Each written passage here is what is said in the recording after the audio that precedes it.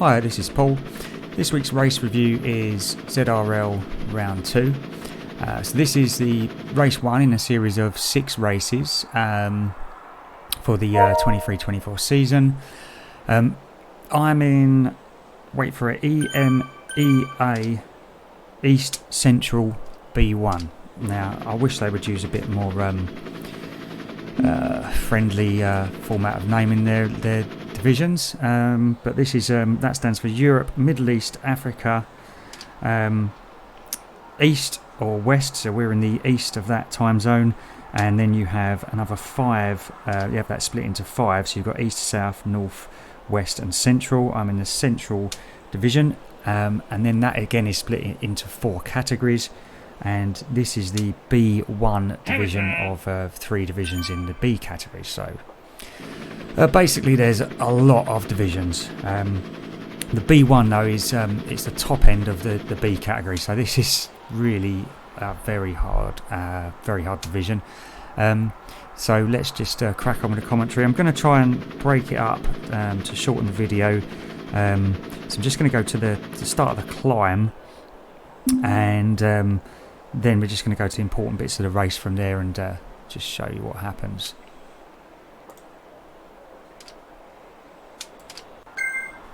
Okay, so the race is just about to get underway. Yeah, so ZRL is a team-based event, so we've got 6 riders in this, and we'll get points based on finishing positions of each rider, and they'll just get added up, and then the team will get an overall score, and that will tell us where we are in the league. Yeah, and each round the team will get an overall score, and then that will contribute towards our overall position at the end of the 6 rounds. Yeah, it's a little bit of a steep learning curve, ZRL, but essentially this is just a straightforward scratch race, this one. So the only positions that count are the finishing positions, and my goal here is just to finish as high as possible. I was pretty sure I was going to get dropped on the first climb. This is a London Loop reverse, and it's got 480 metres of climbing in it, so it's 2 times up Fox Hill. And that's going to be about a 6-minute climb for me. So I knew I was going to be tested. I was going to be doing about 4.5 watts per kilo. And it was just a case of whether that was going to be enough to sort of stay in contact with the front group, or at least a good group. So playing with this commentary is just to show you the important bits. So I'm just going to, as soon as it gets underway, I'm just going to show you forward wind it and crack on from there.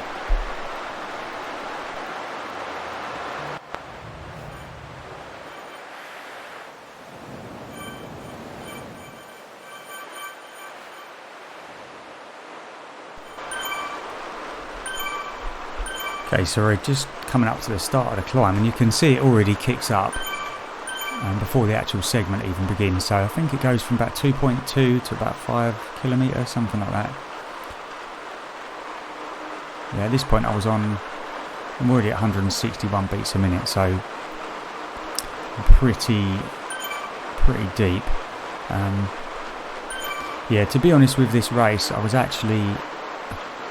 kind of knew as soon as I got on this climb that I probably should have done a better warm-up, because I've done about 10-15 minutes spinning, and I didn't really do any sort of high intensity in that warm-up, and it might have made a difference, might not have, but I mean, I've done a PB on this climb, but yeah, I don't really know this climb, so because there's not a lot of sort of going up the climb this way, there's not a lot of points of reference. It's quite a boring climb, and in Zwift, if you go up Fox Hill the other way, it's basically Box Hill and Zigzag Road, which is sort of the way everyone rides up this climb in real life, and it's I've done it quite a few times, and it's mentally, I think it's easier, if that makes sense. Anyway, in Zwift, this is what we got, and you can see it kicks up to 12% here. I'm doing like 380 watts, and what is that, like 5.6 watts per kilo. just to sort of stay in contact here, and I'm already down sort of in the back half of the field. And yeah, so I'm already doing a unsustainable effort basically, but yeah, basically got no choice. So it's just a case of when the sort of elastic band was going to snap.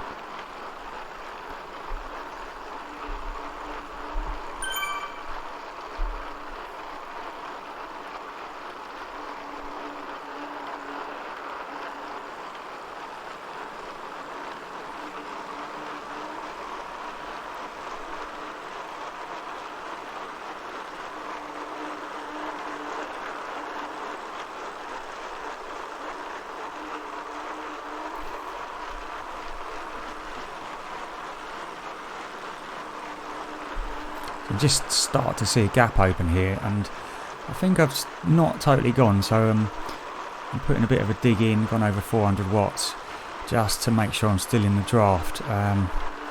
This is one of them climbs where, I mean, we're going 22 kilometers an hour, and you can't see it, but I have got the draft gauge up, and that is telling me that there is a substantial benefit to be sitting in the wheels at this speed. I think it's about 20%, something like that.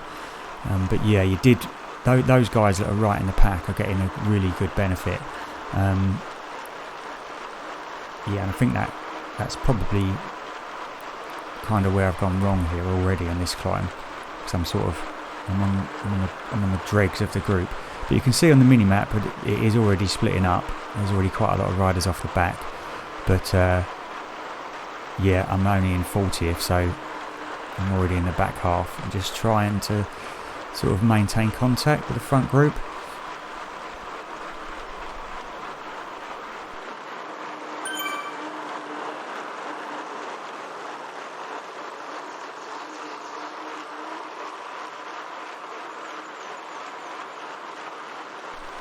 So I'm sitting in a decent position at this point, 3.8 kilometres, and but I am right on the rivet at this point. 167 beats per minute, and yeah, that's only 7 minutes in, so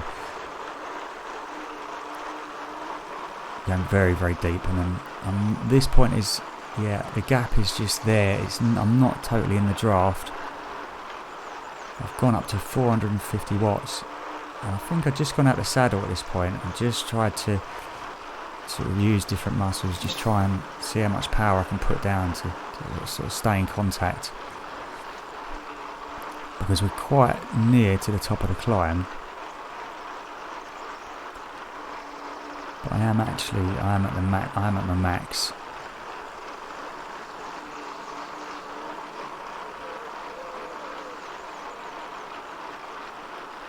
Yeah, it's just thinning out.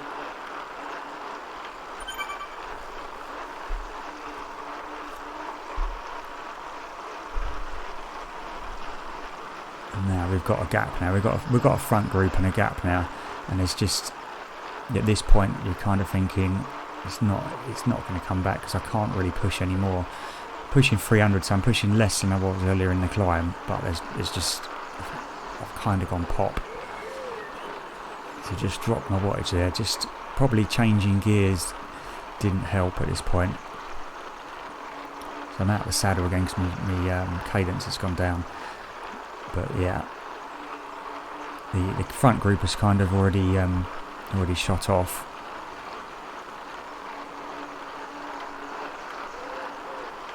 So I'm just doing what I can just to catch up these three in front of me, and we're going to sort of form a chase group.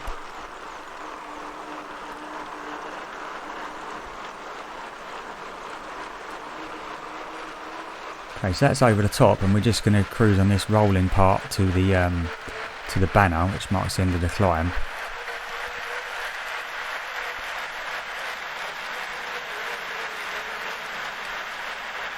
At this point, I'm making sure that I'm not going to lose these few in front.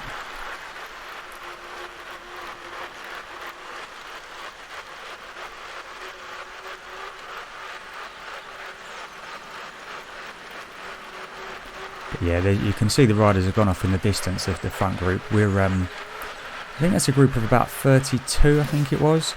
and they've already put sort of 10 seconds into us, and we had a group of about 6 or 7 of us at this point. And yeah,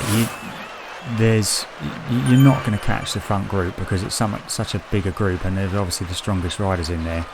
So at this point, I'm just looking at the groups to see what we've got chasing us, and yeah, it actually becomes an easier race from this point, to be honest, because there's no point in us chasing the front group because we're just not going to catch them.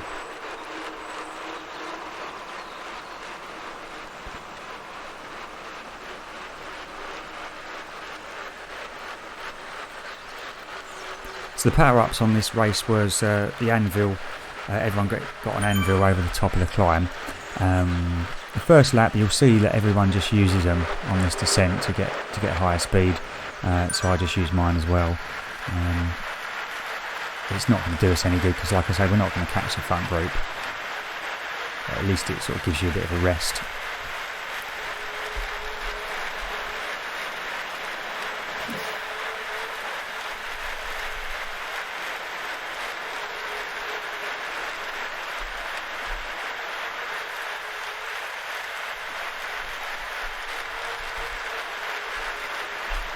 So we formed a group of about 6 or 7, and just going to stay that way basically. So I'm going to just forward wind this bit and go to the second lap.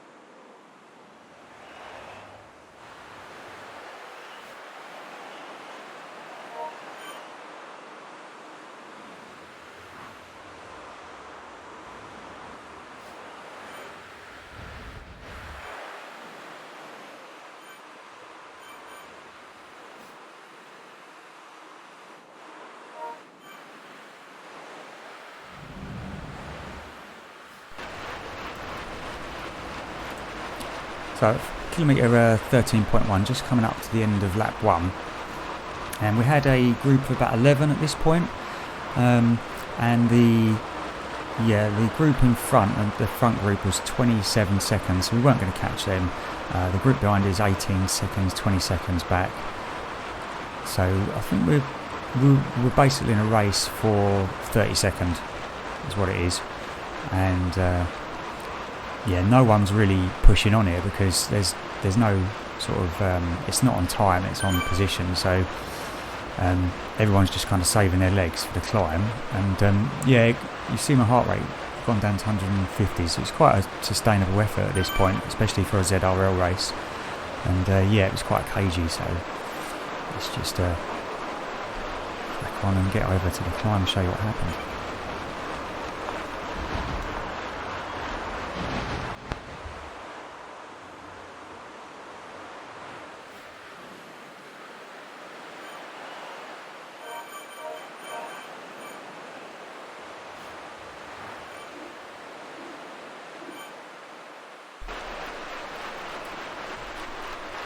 So I did end up sort of going off the front a bit, start of this second lap. I think really just because it was going so slow. So I just put it in this sort of reverse view because I can see what the gap is like visually rather than having to look at the display. But I didn't really sort of commit to this. It was just a bit annoying really that people didn't want to go faster because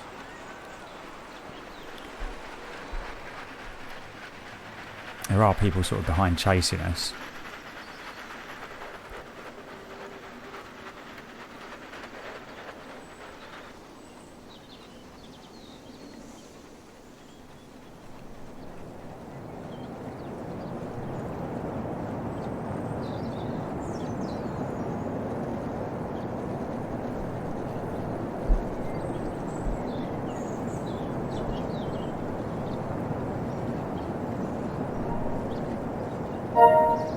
So yeah, that little break didn't go anywhere, and yeah, you never know. Someone sort of might join you and might thin out the field a little bit, but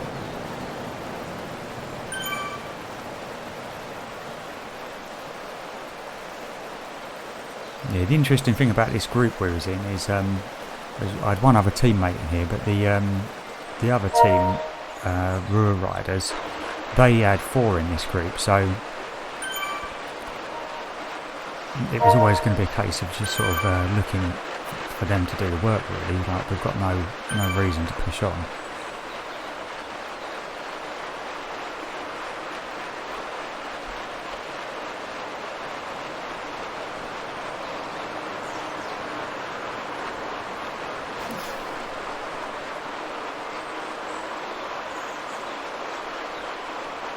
So I did kind of think if I had good legs, I would sort of try and go over the top of this climb. As it was, I think I was still paying for the first effort, to be honest. So this was just a case of making sure I stayed in contact with everyone else on this climb, and I think everyone else had the same idea, to be honest. It was kind of like a truce in a way, though we're still pushing like 300 watts, so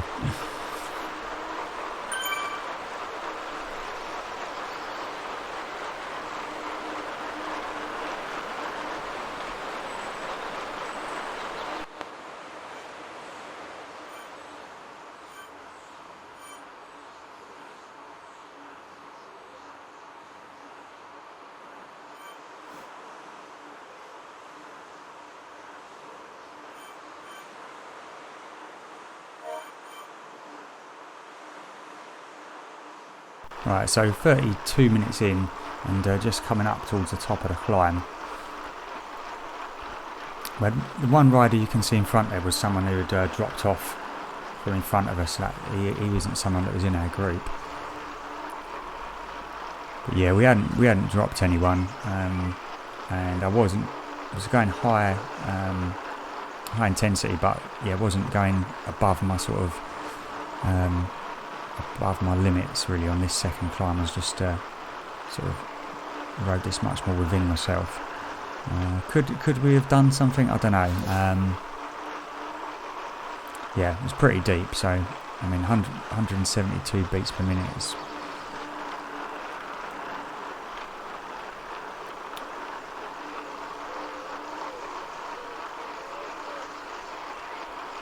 I think we might have dropped a couple out of our group on this climb, but I think they got back on. So yeah, it's just a matter of just trying to stay within yourself and not sort of go pop.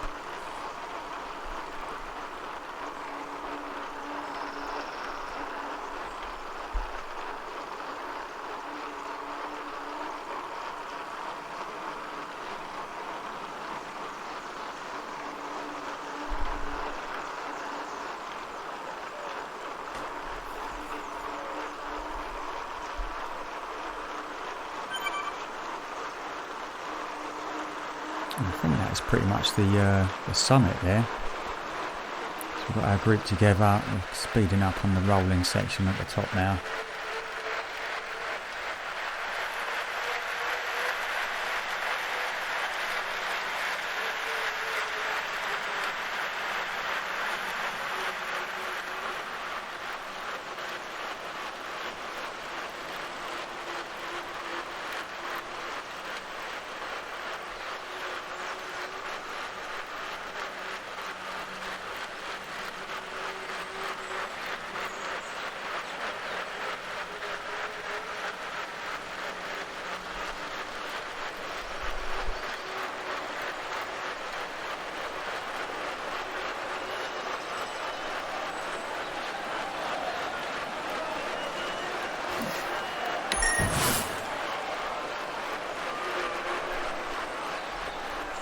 So we've got the anvil again, and yeah, this is quite interesting because I was actually on the Discord to my other teammate in this group, and I was saying to him that I was going to save the anvil because if I could, because there is a slight downhill at the finish. I knew there was sort of in the last kilometre or two there was some sort of rolling sections, And if you can use any advantage, like a power up, obviously you want to be using it for position. So I was hoping that they was all going to sort of waste them on this downhill, to be honest. And as you'll see, quite a lot of people just they do use them here. And provided you can stay in contact and you don't need to use it, and why use it when you can save it for the finish? So you can see a couple of them drop their angles from the real riders team, and another rider. Yeah, I think sort of most of the field, most of our sort of group use their angles. And yeah, you can see my wattage is really low. I didn't need to use it to stay in contact, so it's no problem.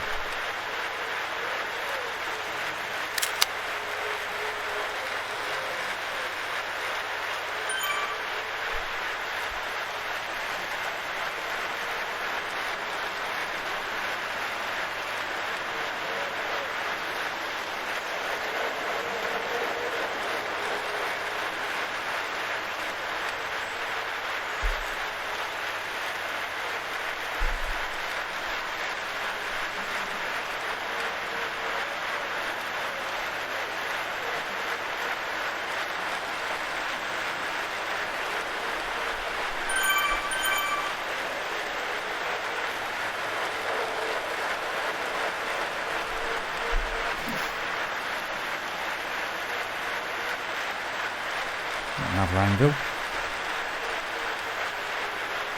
So I think the front half of the race here had a much harder race, obviously. You can see my heart rate gone down to 146, so we were quite comfortable, really. I mean, yeah, it was one of them races where after you've been dropped, there wasn't much else to do.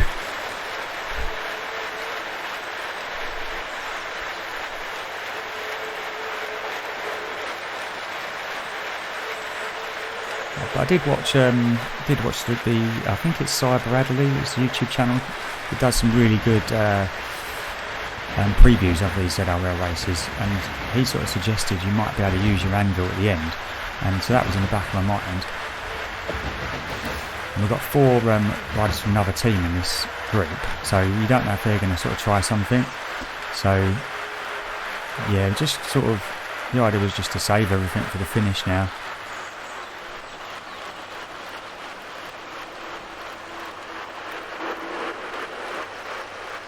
Coming up through the underground section again back into London, and there's a little kicker in up through the tube, and it always pays to just do a sprint up there, because you just maintain momentum. Otherwise, because it's so steep, you can almost stop. So you have to put a lot of power in. But I think everyone got the memo on this climb, and everyone stayed together up there.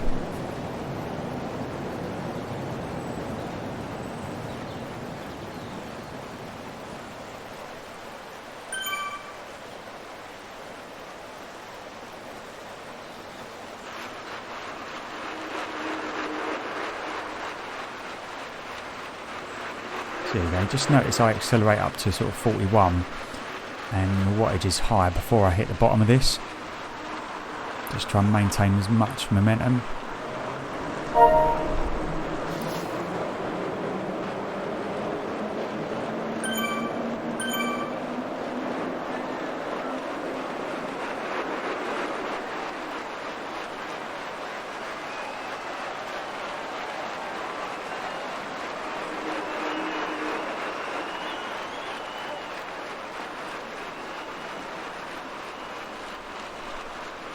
So yeah, as it worked out, we had a group here. I think it's 11 or 12 riders, and might have been 10, not sure.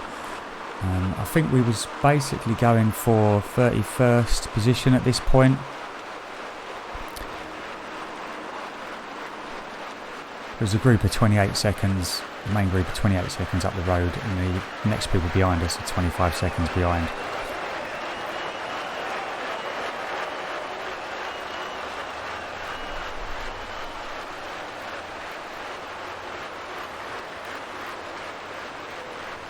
So we had the 4 riders from Ruhr Riders doing most of the work, which was suited us. You obviously don't know how much everyone else has got left in the tank, so you're just sort of sitting in and watching the moves and getting ready for the sprint.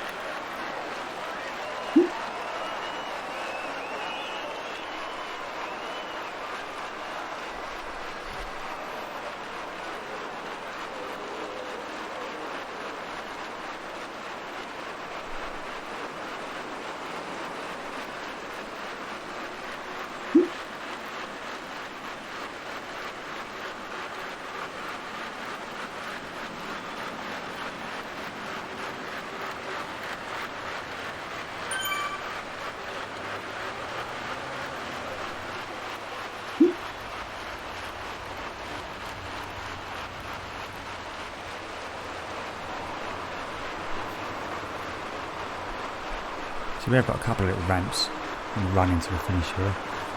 Nothing too bad that's really going to split us up at this point. Just sort of stretches it out. And you see on the mini-map there's one rider, I think there's 1 or 2 riders that have dropped off, and we're sort of closing the gap on them. So there's another couple of places up for grabs towards the finish, which is it's always worth looking out for, because obviously every position counts for points, and if you can pick up some cheap places, then obviously you're gonna.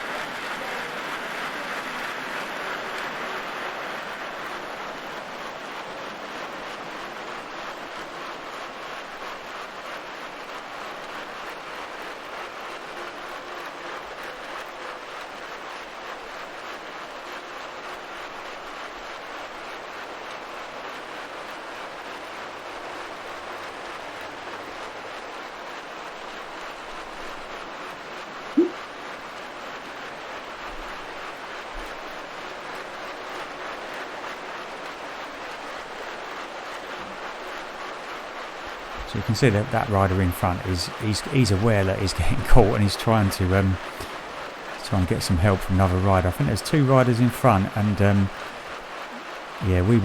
these Ruhr riders were just pulling them back for us, so doing us a favour there.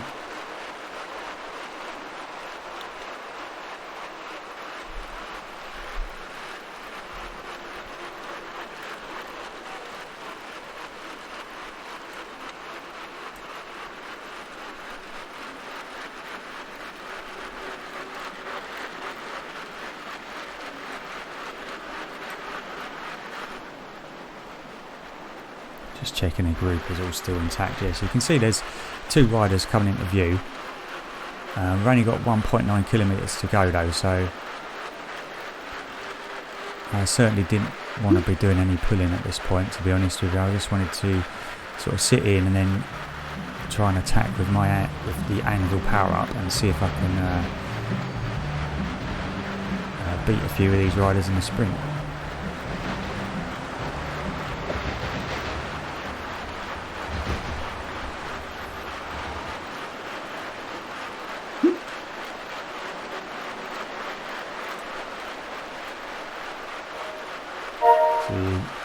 Cairo Gen Rider sort of is having a bit of a paddy there. He knows he's going to get caught, and the Ruhr Rider obliges and just closes the gap to him.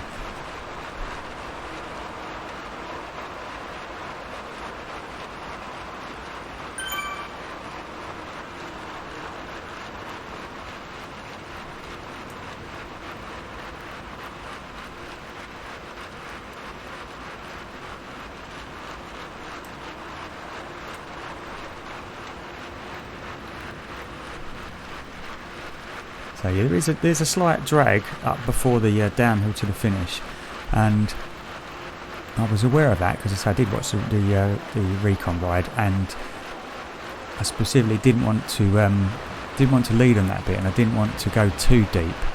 Well, it's going to be hard, but I didn't want to go to my maximum. Just wanted to save a teeny bit so I could still kick. You see, we're up to 370, so now we're going really hard. We're going towards the sprint. I know that as soon as this levels off, it goes down towards the finish. I'm going to want to get that anvil power up in motion, and then just immediately go. And what we're on, it's still on 3%. As soon as I sort of see it start to level off, I press it, and then I just go as hard as I can.